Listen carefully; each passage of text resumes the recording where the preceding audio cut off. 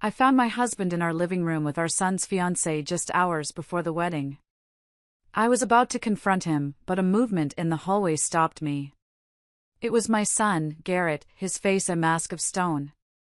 He looked at me and whispered, "Mom, I already know. And it's worse than you think." Hello everyone.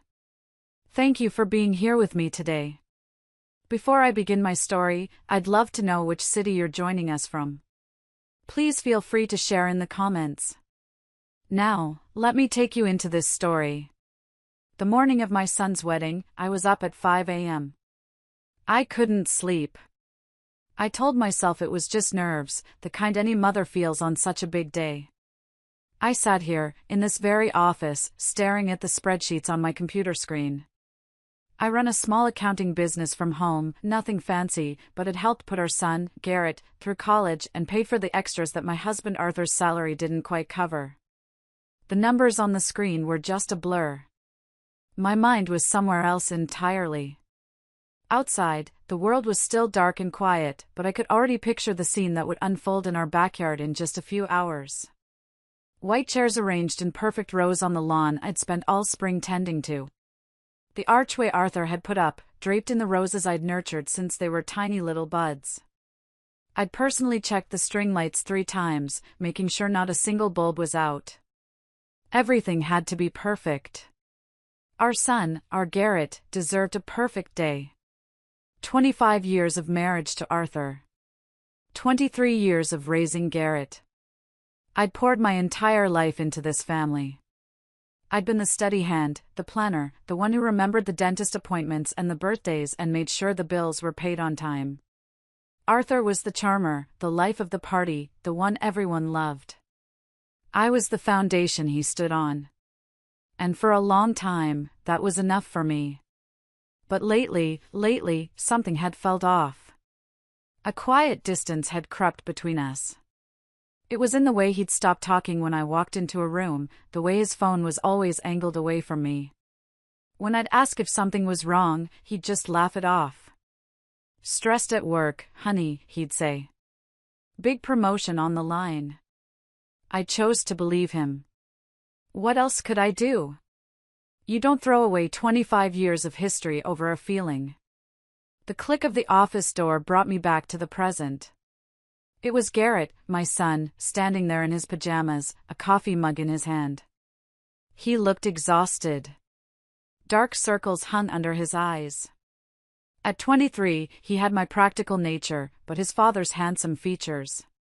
"Mom, you've been up for hours," he said, his voice quiet. "The wedding isn't until 4. "Just want everything to be perfect for my boy," I said, trying for a cheerful smile as I closed my laptop. "Your father's still sleeping?" "He left early," Garrett said, an odd note in his voice. He walked over and sat on the edge of my desk, suddenly looking much younger than his years. "Something about picking up a gift for Brenda's parents." I frowned. That was news to me. "Mom," he said, hesitating. "Can I ask you something?" I turned my chair to face him fully. In the harsh light of my desk lamp, his worry was plain as day. "What's eating at you, sweetheart?" He took a deep breath. "Do you think Brenda really loves me?" The question hit me like a punch to the gut. Brenda, his fiancée. Ambitious, beautiful, a junior architect from a family with old money and connections. On the surface, she was everything we'd ever wanted for Garrett. But I'd had my own private doubts. I'd seen the way her eyes would sometimes glaze over when Garrett talked about his passions, the way she'd check her phone during family dinners. "Why would you ask that, honey? It's your wedding day." "I know, and maybe it's just cold feet," he mumbled, staring into his coffee. "But sometimes when she looks at me, it feels like she's looking right through me. Like I'm just a box she needed to check off on her way to the perfect life." He paused. "And lately, she's been spending so much time with Dad. They're always talking about finances, investments. She says he's mentoring her." I wanted to tell him about the things I'd noticed, too. How Arthur's eyes followed Brenda around the room. How he always found excuses to help her with her coat or refill her drink. How he knew exactly how she liked her coffee, 2 sugars, splash of cream, without ever having to ask. Instead, I reached out and squeezed his hand. Wedding jitters are normal, honey. Marriage is the biggest step you'll ever take. It's not just jitters, Mom, he said, his voice cracking. He finally looked at me, his eyes filled with a pain that terrified me. I think she's in love with someone else. I froze, my blood turning to ice. What makes you say that? Little things, he whispered. The way she lights up when Dad calls. How she always asks about him first when she comes over. Yesterday, I saw them in the garden, just talking, and the way he looked at her, it wasn't how a father-in-law should look at his son's fiancée. I felt a hot flash crawl up my neck. I forced my voice to stay steady. Garrett, that's a very serious accusation. I know, he said, his shoulders slumping. And I hope I'm wrong. God, I hope I'm wrong. Before I could answer, the door swung open again. It was Arthur. He was already dressed in a crisp shirt and slacks, looking immaculate, as always. There are my 2 favorite people, he boomed, his smile not quite reaching his eyes. He seemed surprised to see Garrett there. Big day, son. You should be getting ready. He turned his attention to me. And you, Lorraine, you're going to exhaust yourself. Brenda just called. She's going to stop by around 10 to discuss some last-minute details about the seating chart. I saw Garrett's expression tighten. What details? He asked. Oh, just making sure her parents aren't sitting next to your Uncle Robert after that political argument last Christmas, Arthur said with a breezy wave of his hand. You know how particular her family is. We should probably discuss it privately, politics and all that. Of course, Garrett said, his voice flat. Can't have the wrong people sitting together. The tension in the room was thick enough to cut with a knife. I watched my husband and my son, and I knew, deep in my gut, that Garrett wasn't wrong. Something was terribly, horribly wrong. After Arthur and Garrett left my office, a cold dread settled over me. I was supposed to have a final call with the caterer at 10:30, a call I had been planning for weeks. I picked up the phone, my hand trembling slightly, and called them. I told them I had a family emergency and needed to reschedule. It was a lie. The truth was, I had cleared my entire morning. I couldn't shake Garrett's words, or the sick feeling Arthur's fake cheerfulness had given me. Something was happening in my house today, and for the first time in 25 years, I intended to find out what it was. I spent the next 2 hours pretending to be busy. I tidied up the kitchen, which was already spotless. I rearranged the floral centerpieces on the dining room table. Every sound made me jump. Every passing car made my heart hammer against my ribs. It felt like I was an actor in a play, going through the motions of being the happy mother of the groom while my insides were churning with anxiety. At exactly 10 o'clock, a sleek, white BMW pulled into our driveway. Brenda's car. I watched from the kitchen window as she got out. Even in simple jeans and a blouse, she looked like she'd stepped out of a magazine. She walked up to the front door with the easy confidence of someone who knew she belonged. My heart was pounding so hard I could hear it in my ears. I slipped out the back door and crept around the side of the house, crouching behind the large hydrangea bushes that lined our living room windows. I felt ridiculous, like a spy in my own home.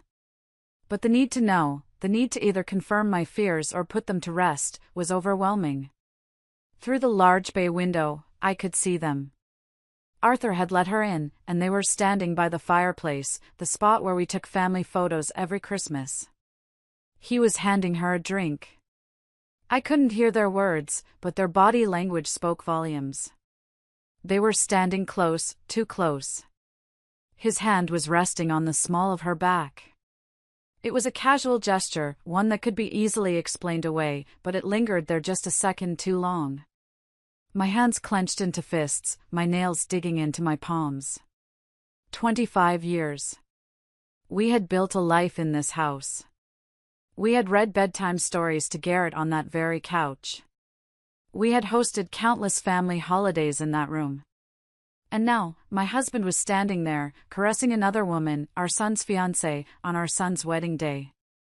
I was about to stand up, to storm inside and confront them right then and there. I didn't care about the scene. I didn't care about the wedding. All I cared about was the searing betrayal I was witnessing. But then, I noticed a movement in the upstairs hallway, a shadow in the reflection on the glass. I looked closer. It was Garrett. He was standing at the top of the stairs, hidden in the shadows, watching them too. The sight of him, so still and broken, stopped me in my tracks. This wasn't just my pain. It was his. Downstairs, things had escalated. Brenda's hand was now on Arthur's chest. She was leaning into him, her head tilted back, a smile playing on her lips. She said something, and he laughed. It was a sound I hadn't heard from him in years. Light, genuine, happy. The way he used to laugh with me, back when we were young and everything felt possible. In that moment, I watched my husband transform into someone I didn't recognize. Someone alive in a way he hadn't been with me for a very, very long time. Then his hands were in her hair, and they were kissing. It wasn't a quick peck.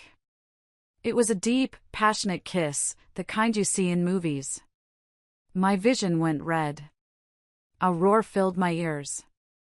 I took a step toward the house, ready to tear the door off its hinges, ready to scream until my lungs gave out. And then a hand grabbed my arm.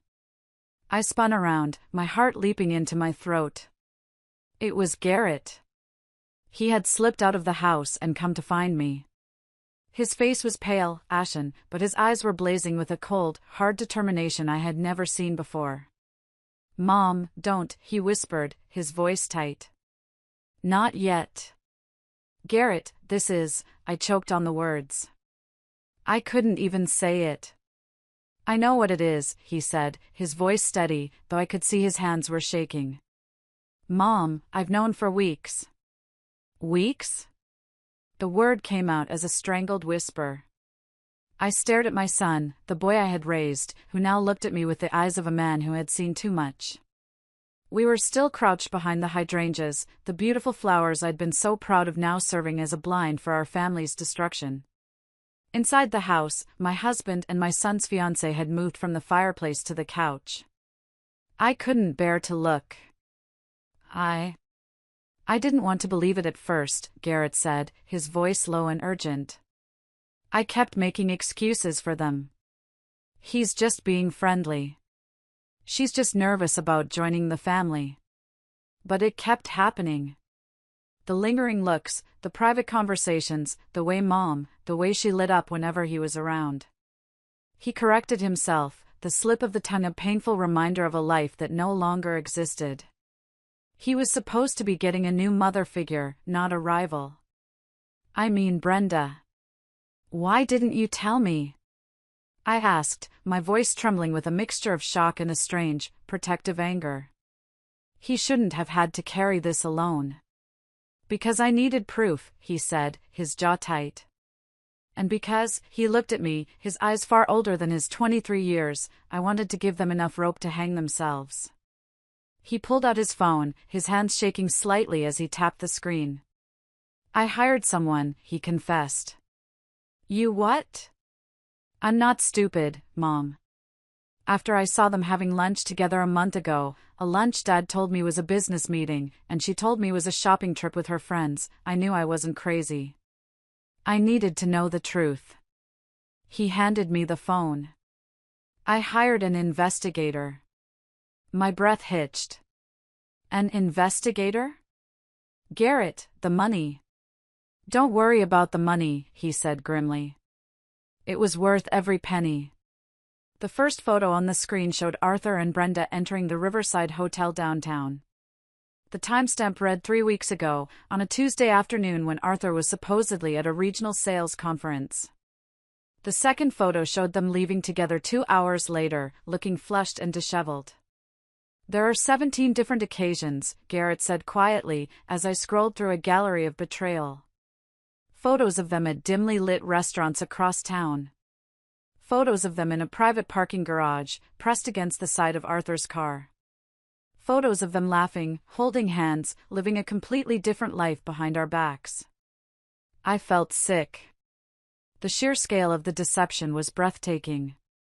This wasn't a one-time mistake. This was a calculated, long-term affair.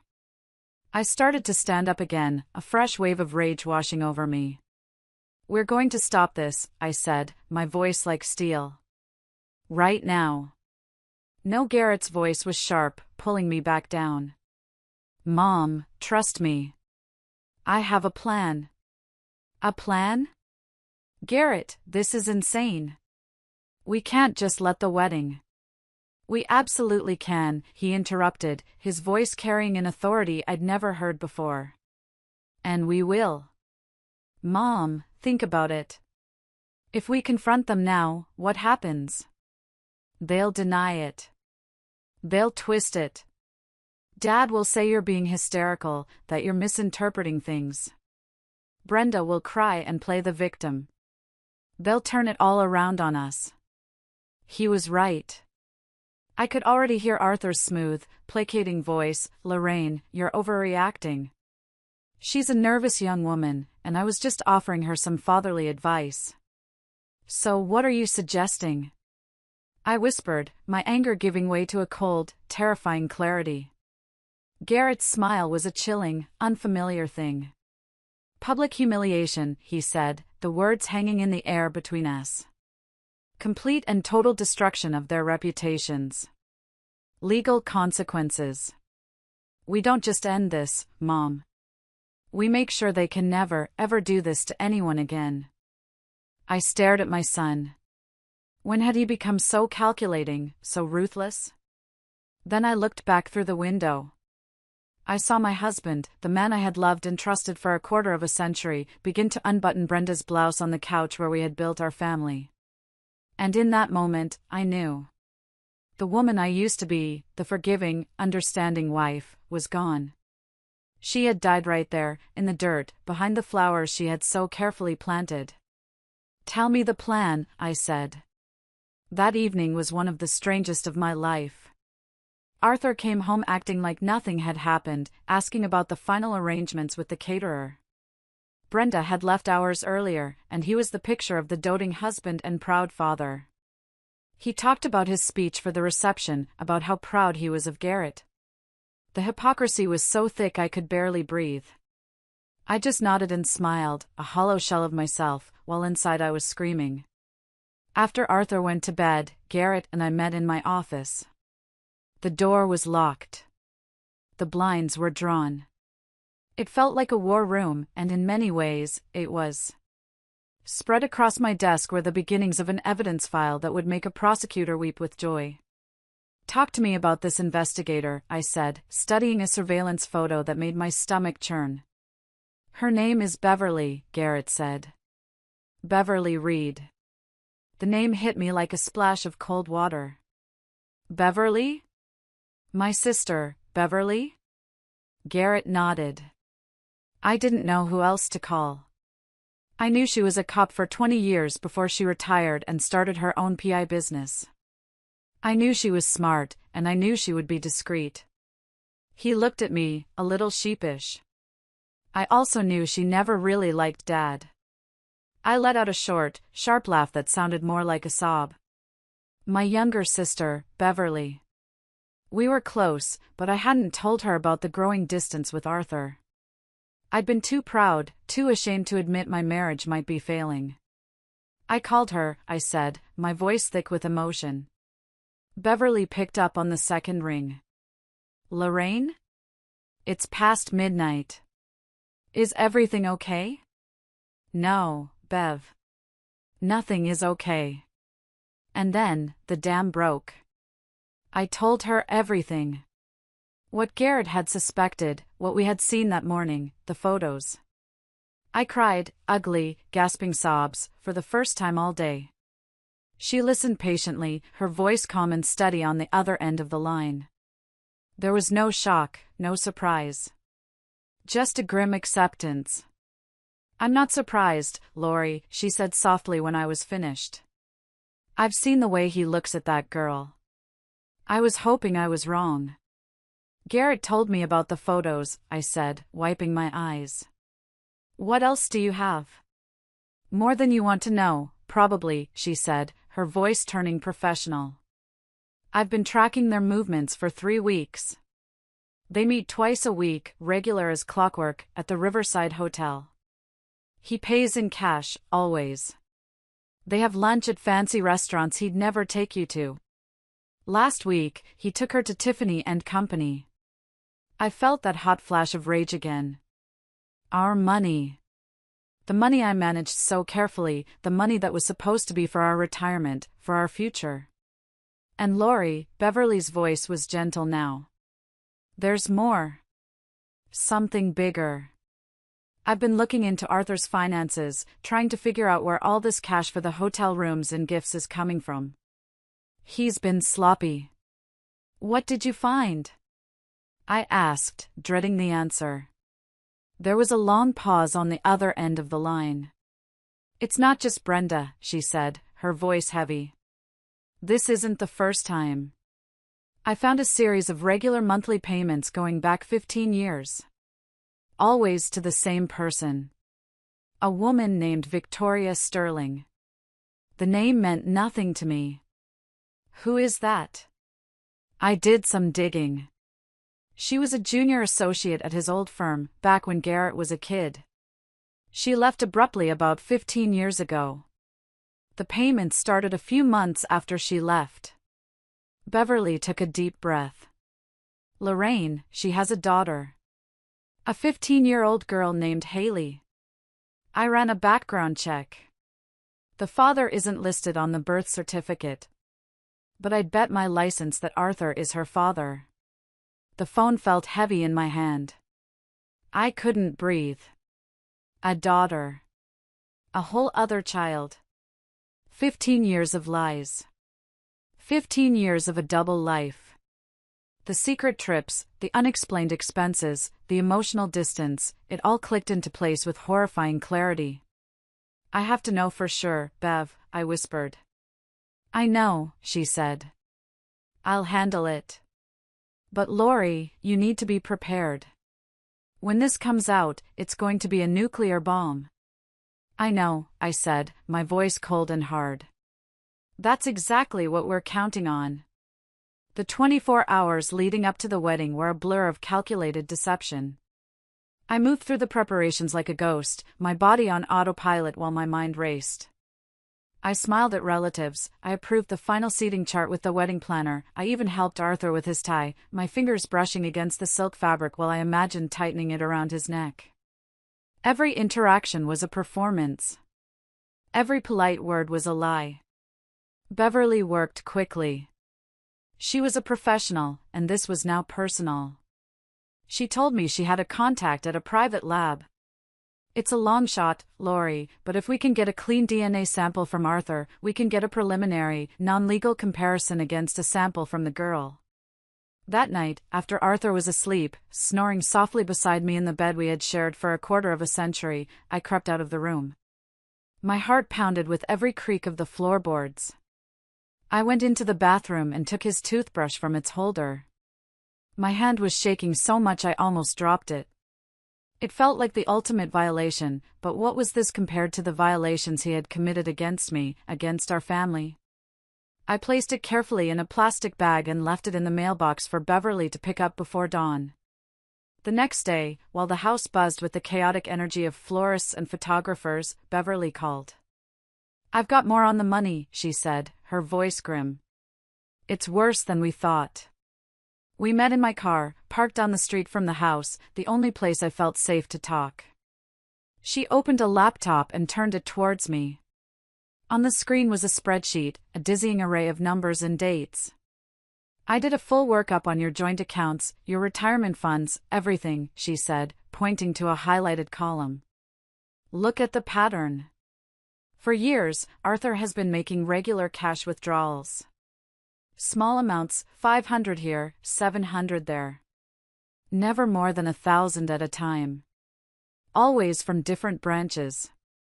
I thought that was for his hobby, I said numbly. He'd always told me he was investing in rare coins, something that required cash transactions. Another lie. His hobby was named Brenda, Beverly said dryly. He used the cash for the hotel rooms, the expensive dinners, the gifts. That Tiffany's necklace? He paid for half of it in cash. But that's not the worst part. She clicked on another tab. He's been borrowing against your 401k. I stared at the screen.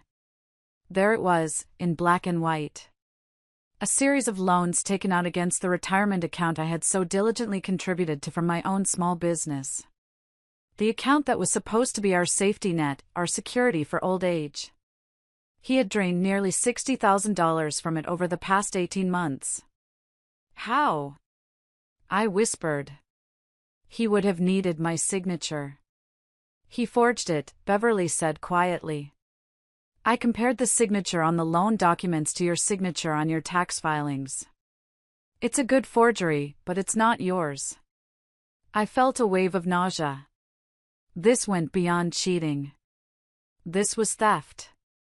He wasn't just breaking my heart, he was systematically dismantling our future, piece by piece, to fund his sordid affair. He was stealing from me, from the college fund we'd built, from the life we were supposed to share. He was gambling with my entire future. And Brenda? I asked, my voice barely audible. She's no innocent victim, Beverly said, her eyes hard. I'll get to her. But first, there's something else. She hesitated, then handed me a large manila envelope. The preliminary DNA results came back this morning. My hands began to shake as I opened it. I scanned the page, the scientific jargon blurring together until I found the conclusion at the bottom of the page. Probability of paternity, 99.999%. I stared at the words until they burned into my memory. Haley Sterling was Arthur's daughter. 15 years. 15 years of loving him, trusting him, building a life with him, while he had another child, another family, hidden in the shadows. I leaned my head against the steering wheel, the leather cool against my hot forehead. I didn't cry. I was beyond tears. A strange, terrifying calm settled over me. The grief was still there, a massive, gaping wound in my chest. But now, it was accompanied by something else. A cold, hard resolve. He wasn't just going to lose his wife. He was going to lose everything. Sitting in the car with my sister, the flimsy piece of paper in my hand felt heavier than a tombstone. It was the death certificate for my marriage, for the life I thought I had. A 15-year-old daughter. The words echoed in the silent car. How did you find her? I finally managed to ask, my voice sounding distant and strange to my own ears. Beverly's expression was a mixture of pity and professional resolve. It started with the payments. Once I had Victoria Sterling's name, it wasn't hard to track her down. She lives just 2 towns over, Lori. 20 miles from here. 20 miles. For 15 years, he had been living a secret life just a short drive away. How many times had he told me he was working late? How many business dinners had he attended? How many weekend golf trips had he taken? My mind reeled as I mentally scrolled back through years of excuses and lies, each one now taking on a sinister new meaning. I went by the house yesterday morning, Beverly continued, her voice soft. Posed as a market researcher.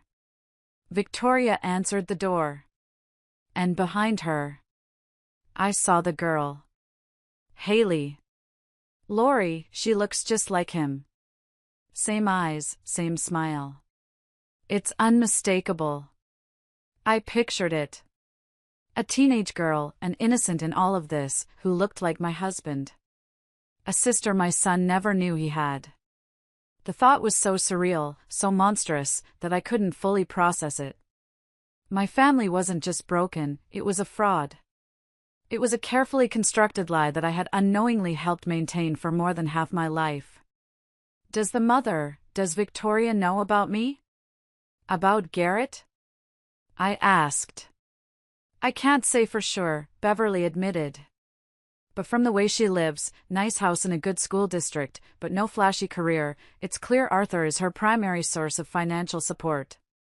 She has every reason to keep things quiet. He wasn't just paying child support, Lori. He was funding her entire life. With my money. With our money. The money from my accounting business, the money from our joint savings, the money he had stolen from our retirement. The betrayal was so deep, so multi-layered, it felt like I was drowning. It was a systematic plundering of my life's work, my trust, and my future. I handed the DNA report back to Beverly. Put it with the rest of the evidence, I said, my voice devoid of emotion. I was numb. The shock was so profound it had short-circuited my ability to feel anything but a cold, heavy emptiness.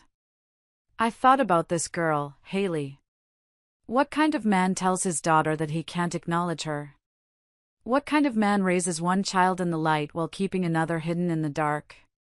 The cruelty of it, not just to me and Garrett, but to this innocent girl, was staggering. What about Brenda?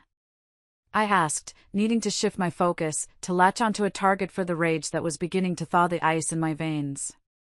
You said there was more about her. Beverly nodded, her expression hardening again. Right. Brenda. Let's talk about the fiancé. She turned the laptop back towards me and opened a new file. She's not just sleeping with your husband. She's been embezzling from her law firm. The words took a moment to register. What? She's a junior partner at a small but prestigious firm downtown, Beverly explained, pulling up documents that looked like internal financial reports. She's been padding expense reports, creating fake invoices for non-existent consultants, and funneling the money into a private bank account. It's not huge amounts at a time, but it's consistent.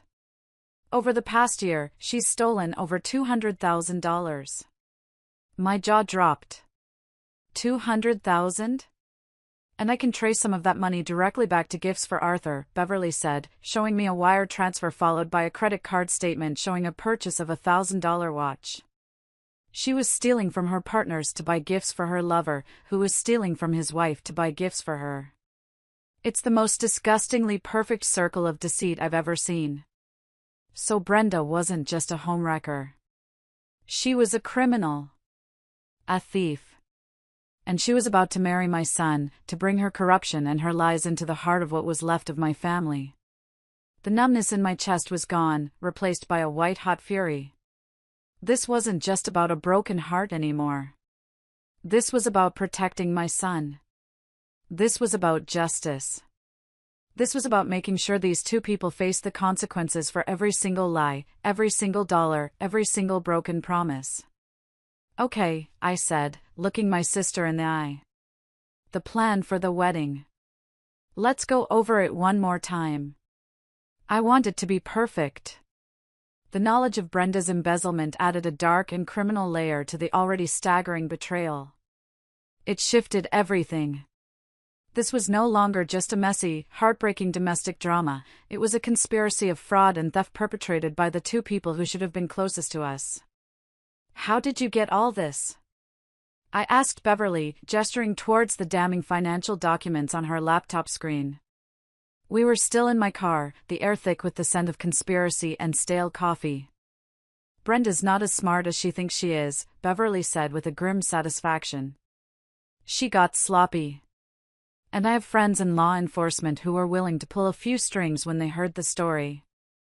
A friend of mine in the fraud division took one look at these patterns and knew exactly what he was seeing.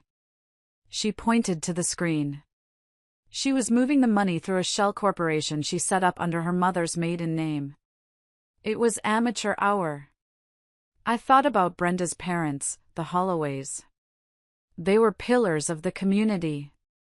Her father was a respected judge, her mother sat on the board of 3 different charities. They moved in circles where reputation was everything. They believed their daughter was a brilliant, rising star who was marrying into a good, stable family. They had no idea their golden child was a thief, and that the stable family she was marrying into was a house of cards built on lies. The public humiliation was going to destroy them, too. For a fleeting moment, I felt a pang of pity for them. They were innocent collateral damage. But that feeling was quickly extinguished by the fire of my own betrayal. "So, Arthur is stealing our retirement money to buy gifts for his mistress," I summarized, the words tasting like poison. "And Brenda is stealing from her company to buy gifts for my husband, her lover, who is also her future father-in-law." I shook my head in disbelief. "You can't make this stuff up." "It gets better," Beverly said, a wry twist to her lips. "Some of the money Arthur took from your 401k? He invested it in a can't-miss real estate deal that Brenda recommended." "Let me guess," I said, my voice dripping with sarcasm. "The deal was a bust?" "The deal never existed," Beverly confirmed. "The money went straight into that secret account of hers. She was stealing from him, too. He was so blinded by his own ego and infatuation that he never even saw it." I had to laugh. It was a bitter, joyless sound. My brilliant, charming husband, the man who always thought he was the smartest person in the room, was being played for a fool by a 20-something embezzler. It was almost poetic. We spent another hour going over the evidence Beverly had compiled. She had everything: bank statements, surveillance photos, hotel receipts paid in cash, wire transfers, forged loan documents, and now, a complete file on Brenda's criminal activities that was ready to be handed over to the district attorney. And, of course, the DNA report. The smoking gun that proved 15 years of deception. I looked at the file, at the neat tabs and organized pages that represented the complete demolition of my life. 25 years of marriage, reduced to a stack of incriminating documents on the passenger seat of my car. Suddenly, a wave of exhaustion washed over me, so profound it felt like a physical weight pressing down on my chest. "Bev, can we do this?" I whispered. "Can we really stand up in front of 300 people and do this to them? To our family?" Beverly reached over and put her hand on my arm. Her grip was firm, grounding. "Lori, listen to me," she said, her voice serious. "What choice do you have? If you confront them privately, they will lie. They will manipulate you. They will turn Garrett against you. They will deny until you start to think you're the crazy one. I've seen it 100 times." She was right. I knew she was right. Arthur was a master manipulator. He could charm his way out of anything. "This way," she continued, "there is no escape. There is no room for lies. There is only the truth, presented in front of everyone they have ever tried to impress. It's not just about revenge, Lori. It's about consequences. Brenda needs to go to jail. Arthur needs to be held accountable, not just for the affairs, but for the financial fraud he's committed against you. This is the only way to make sure the lies stop, for good." I took a deep breath, the stale air of the car filling my lungs. I thought of Garrett, his pale, determined face. I thought of Haley, the daughter I never knew. I thought of the 25 years I had given to a man who had been lying to me from the very beginning. "You're right," I said, my voice clear and steady again. "It's the only way." I started the car. "Let's go. We have a wedding to prepare for." The final hours before the wedding were the most surreal of my life. I went back into the house and resumed my role as the calm, happy mother of the groom. I felt a strange sense of detachment, as if I were watching a movie of my own life. I saw myself laughing with my cousins, complimenting my sister-in-law on her dress, and reassuring the caterer that everything looked wonderful. On the inside, I was a coiled spring of tension and grief, but on the outside, I was the picture of maternal pride. Arthur was in his element, working the crowd of early arrivals, accepting congratulations with a broad, confident smile. He pulled me aside at one point, his arm wrapping around my waist. You look beautiful, Lorraine, he said, his voice a low murmur in my ear. Isn't this a perfect day? I looked up at him, into the eyes of the man I had loved for more than half my life, and felt nothing but a cold, empty void. I smiled back. Perfect, I said. My son, Garrett, was a mirror of my own forced composure. He greeted his friends, posed for photos with his groomsmen, and played his part flawlessly. But whenever his eyes met mine across the crowded lawn, I could see the same steel resolve reflected there. We were in this together. We were soldiers waiting for the signal to attack. The plan was simple, and Beverly had rehearsed it with us until we knew it by heart. She had arrived early, disguised as a member of the catering staff, her professional audio-visual equipment hidden in plain sight.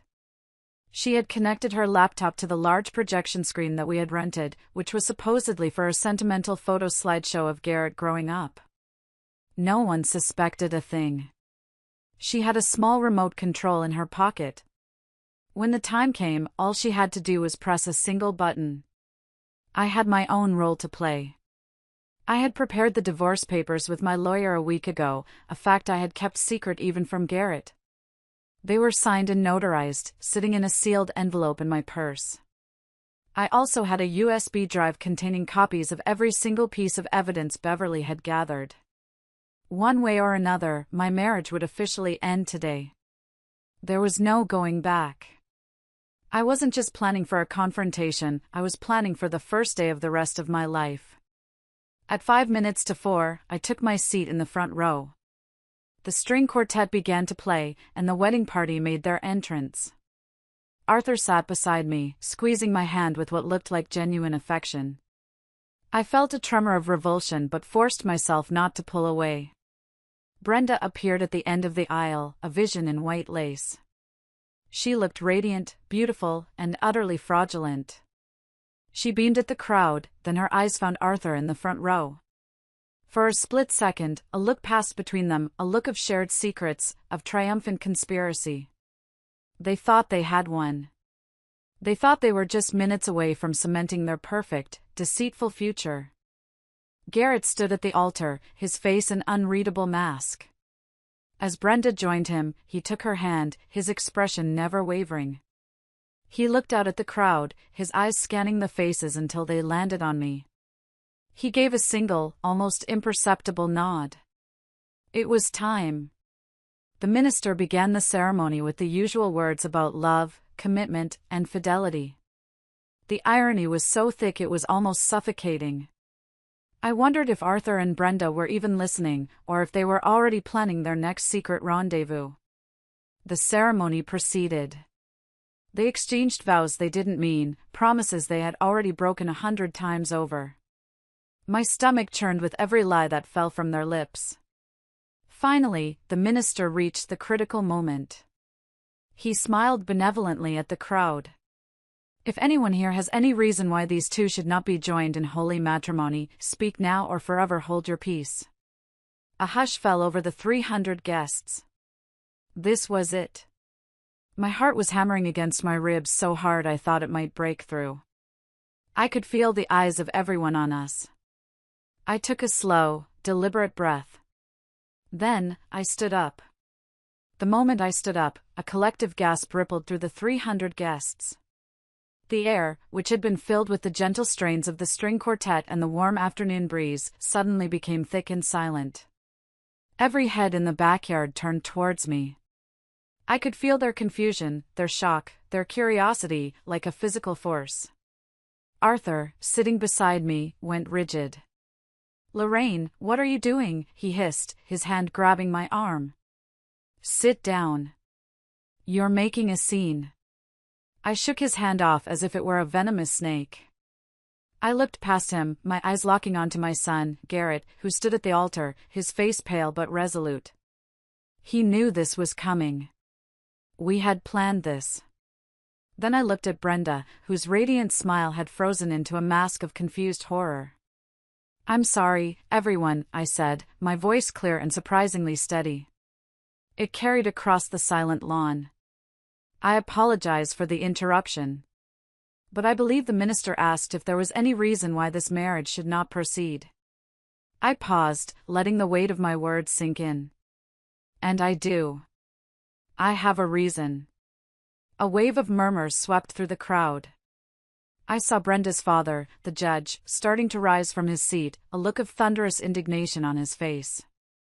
"Mrs. Carter, what is the meaning of this?" he boomed.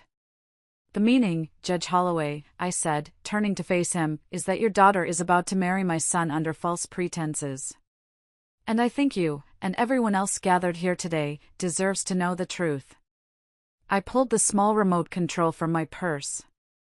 It was the remote Beverly had given me.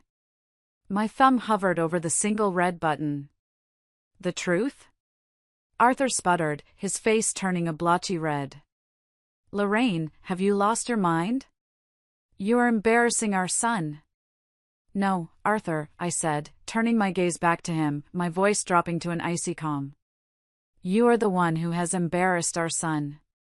You, and your mistress." With that, I pressed the button. Behind the altar, the large screen that was supposed to be showing a slideshow of Garrett's baby pictures flickered to life. The first image to appear was a crystal-clear surveillance photo of Arthur and Brenda, locked in that passionate kiss in our living room. The one Garrett and I had witnessed just the day before. The crowd erupted. There were shrieks, shouts, people standing up to get a better look. I saw Brenda's mother clutch her chest, her face ashen. "But that's not all," I continued, my voice somehow carrying over the chaos. "You see, this wasn't just a one-time mistake. This has been going on for months." The screen changed. A new photo appeared, Arthur and Brenda entering the Riverside Hotel, the timestamp clearly visible. Then another, and another. A collage of their secret meetings, their clandestine lunches, their lies laid bare for all to see. Brenda was stammering, trying to deny it, but her voice was lost in the uproar. Arthur was on his feet, shouting, "This is fake. These are photoshopped. Lorraine is having a breakdown." "Am I, Arthur?" I asked calmly. "Then perhaps you can explain this." The screen changed again.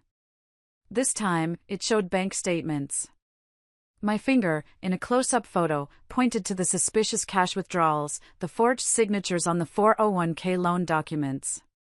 The receipt from Tiffany & Company for a $15,000 necklace flashed on the screen, followed by a photo of Brenda wearing that very necklace at her bridal shower. The noise from the crowd began to die down, replaced by a stunned, horrified silence. This was no longer just a cheating scandal. This was something darker. "My husband has been systematically stealing from our family's retirement savings to finance his affair," I announced. "And his fiancée, the woman about to marry my son, has been busy as well." The next slide showed the evidence of Brenda's embezzlement from her law firm.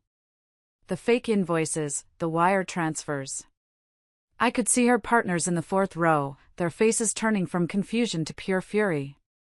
And then, I delivered the final, devastating blow. "But the best part," I said, my voice turning to ice, "the real heart of the deception that has defined my marriage, is that my husband's lies didn't start with Brenda." The DNA test results filled the screen, the words "probability of paternity, 99.999%" displayed in huge, bold letters. Below it was a photo of a pretty, smiling 15-year-old girl. "This is Haley Sterling," I said, my voice shaking with 15 years of repressed pain. "She is Arthur's daughter. A daughter he has kept hidden from me, and from his own son, for her entire life." The silence that followed was absolute. 300 people, staring at the evidence of a betrayal so complete, so devastating, that even the most seasoned gossips were rendered speechless. And in that perfect, terrible silence, I watched the world I had known for 25 years burn to the ground. The silence was broken by a single, sharp sob. It came from Brenda, who swayed on her feet, her face a ghastly white against the pure white of her wedding dress. Then, she crumpled to the ground in a heap of lace and shattered dreams. That single sound broke the spell. The backyard erupted into chaos. People were shouting, pointing, pulling out their phones to record the disaster. Brenda's mother rushed forward to her fallen daughter, while her father, the judge, just stood there, his face a mask of disbelief and utter humiliation. Arthur was frozen for a moment, his face a kaleidoscope of rage, panic, and dawning horror. He looked from the screen, to me, to the stunned faces of his friends and colleagues. He was trapped. There were no lies, no smooth words that could get him out of this. His carefully constructed world had been publicly and irrevocably demolished. Then, he did the only thing a coward could do. He ran. He bolted, pushing through the stunned crowd, knocking over a rack of champagne glasses as he scrambled towards the parking area. He was actually trying to flee the scene of his own life's implosion. But Beverly was waiting for him. My sister, still in her catering uniform, stepped out from behind a large oak tree that bordered our property. She was a small woman, but she moved with the confidence of a seasoned cop. As Arthur barreled past, she stuck out her foot. It was a perfectly executed trip. Arthur went down hard, hitting the manicured lawn and skidding a few feet in his expensive wedding suit. "Going somewhere, Arthur?" Beverly asked mildly, strolling over to where he lay sprawled and gasping. By now, Garrett had left the altar and was by my side. He put a steadying arm around me. Brenda was back on her feet, supported by her weeping mother, and she was pointing a shaking finger at me. You planned this," she shrieked, her voice shrill with hysteria. "You planned this whole thing to ruin my life." "No, Brenda," Garrett said, his voice cold and clear, cutting through her hysterics. "You ruined your own life. You, and him." He gestured towards his father, who was now being helped to his feet by Beverly. "Let me go," Arthur demanded, trying to pull his arm from my sister's firm grasp. "Can't do that, Artie," Beverly said, using a childhood nickname that made him flinch. "You see, I'm a licensed private investigator. And I have reason to believe you've committed multiple felonies, including financial fraud. But don't worry. We're not here to talk about you right now." She looked over his shoulder. "My business is with her." Two uniformed police officers were walking calmly through the parting crowd. They weren't here for Arthur's fraud, that would be a civil matter for my lawyer to handle. They were here for Brenda. "Brenda Holloway?" one of the officers asked, his voice calm but authoritative. Brenda's eyes widened in terror. "No," she whispered. "You are under arrest for suspicion of embezzlement and wire fraud," the officer continued, as his partner took her arms and smoothly clicked handcuffs onto her wrists. The sound of the handcuffs snapping shut was the loudest thing I had ever heard. I watched Brenda's face crumble as she realized this wasn't just public humiliation. This wasn't just a cancelled wedding. This was real. There were going to be real, legal consequences. Her life as she knew it was over. As the police led a sobbing Brenda away, her parents watched in stunned horror. The photographers, who had been hired to capture a fairy tale, were now capturing the downfall of a prominent family, their flashes popping relentlessly. The crowd was starting to disperse now. Some were leaving quickly, not wanting to be part of the disaster. Others were lingering, whispering in shocked huddles, their phones still held up, recording everything. In the midst of the chaos, I finally felt the strength go out of my legs. Garrett held me up. "It's over, Mom," he whispered. "It's finally over." I looked around at the wreckage of the perfect day I had planned. It was a disaster. It was a nightmare. But for the first time in months, I felt like I could finally breathe. If you're still listening, could you do me a huge favor and like this video, and comment the number 1 down below? It lets me know you gave me a thumbs up, and it tells me you're right here with me on this journey. Your support is a massive encouragement for me. Please, comment the number 1, and let me tell you what happened next. The 3 hours that followed the explosion were a blur of flashing blue lights, hushed conversations, and the slow, painful process of dismantling a wedding that never was. The police took our statements. Brenda was taken away in a squad car, her beautiful wedding dress looking absurd and tragic under the harsh glare of the setting sun. Arthur, after being questioned and released, simply disappeared. He got in his car and drove away without a word to me or to his son. Most of the guests had left, though a few close family members and friends remained, moving through the debris of the reception like ghosts, helping the shocked catering staff clear away the uneaten food and untouched champagne. My sister Beverly stayed, of course, a quiet, solid presence at my side. I finally found Garrett in the kitchen. He was still in his tuxedo, calmly eating a sandwich as if he'd just attended someone else's wedding instead of orchestrating the public destruction of his own. "How are you feeling?" I asked, my voice hoarse. "Relieved," he said without a moment's hesitation.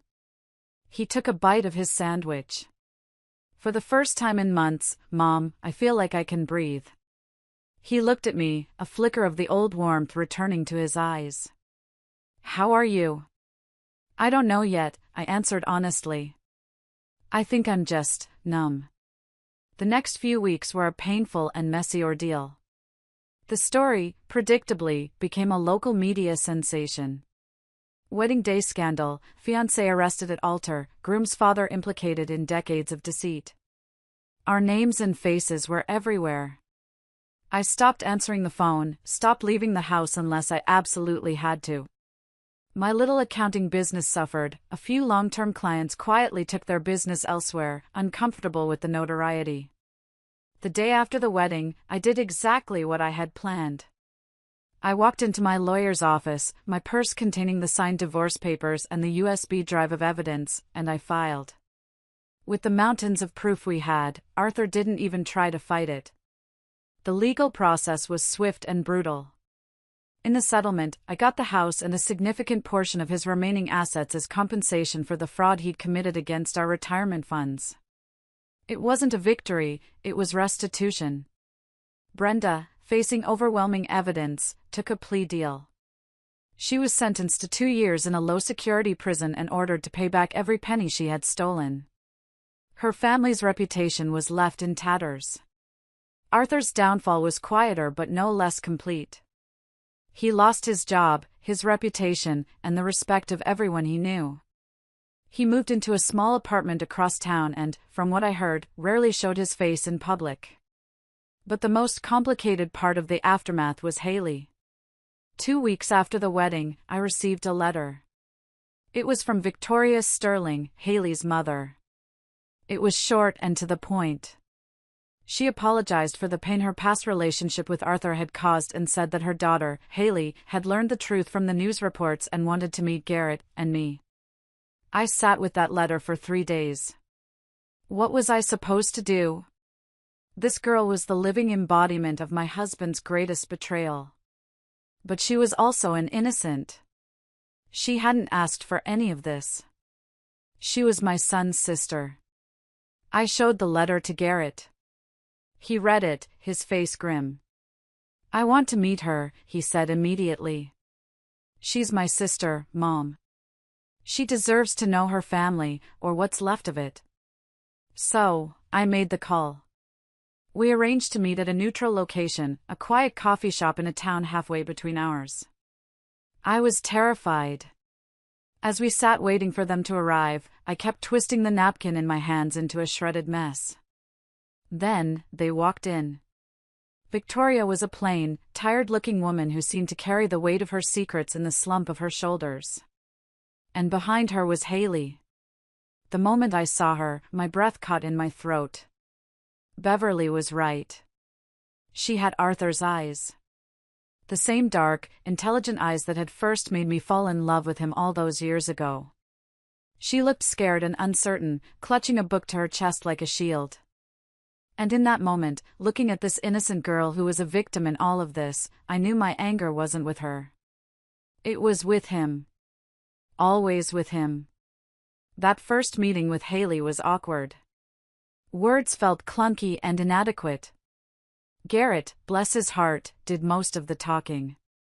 He asked her about school, about the book she was holding, about her life. He didn't ask about Arthur.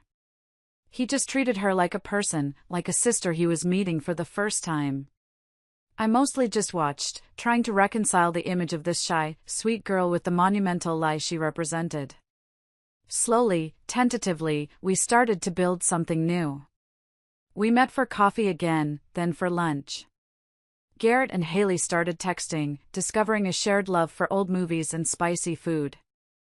I found myself looking forward to seeing her, to hearing about her life. She was bright, and funny, and kind. She was an innocent soul caught in the wreckage caused by our parents. A year passed. Life settled into a new, unfamiliar rhythm. The divorce was finalized. The media storm died down, replaced by newer, fresher scandals. I poured my energy into rebuilding my business, and slowly, my clients started to come back. I sold the big family house, with its backyard full of ghosts, and bought a smaller, more manageable townhouse for myself. It was quiet, it was peaceful, and it was mine. Garrett, after months of therapy to work through the trauma of the betrayal, was thriving. He'd quit his corporate job and gone back to school to pursue his real passion, landscape architecture. He was designing beautiful spaces, creating order and beauty out of dirt and stone, a fitting metaphor for what he was doing with his own life. He was dating a lovely young woman, a librarian who was kind and genuine and looked at him like he was the only person in the world. And Haley. Haley had become a part of our lives. She would come over for dinner every other Sunday. She and Garrett had developed a real, sibling bond, teasing each other and talking for hours.